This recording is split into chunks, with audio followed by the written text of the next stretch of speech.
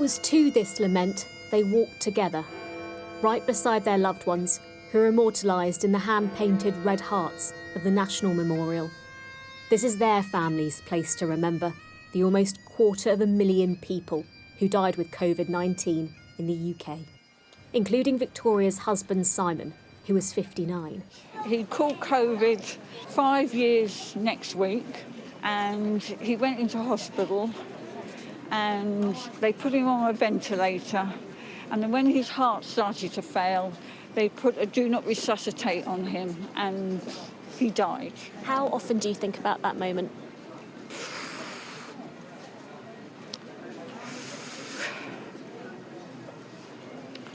You think about it all the time, you know.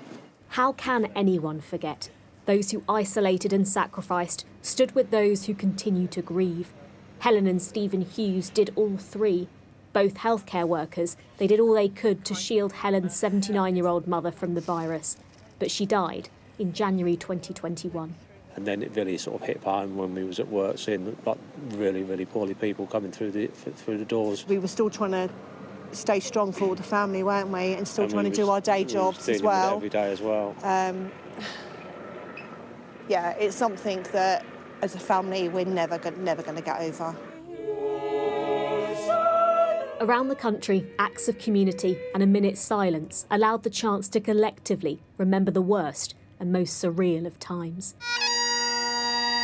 In Glasgow, Scotland's First Minister joined the tributes.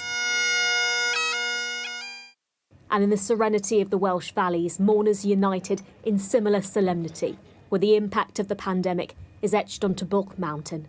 The Yellow Heart was built by the bereaved. At the National Memorial Arboretum, writer and poet Michael Rosen reminded us of what was once the new normal. Coughing and coughing, gasping for air, we remember. Empty streets, no cars anywhere. Michael survived COVID after being in an induced coma for 48 days. He says a Remembrance Day like this is a must. When you have a day of reflection, you know everybody's doing it. You know, it's not just me. I'm talking about my experience, but this is for everybody, so people can share it, and then we have a sense that you're not isolated, you're not left all alone suffering this stuff. Hundreds of families didn't feel so alone today. It's why they want this tradition to continue, as something for them and for those they've lost. Ashna Harinag, Sky News.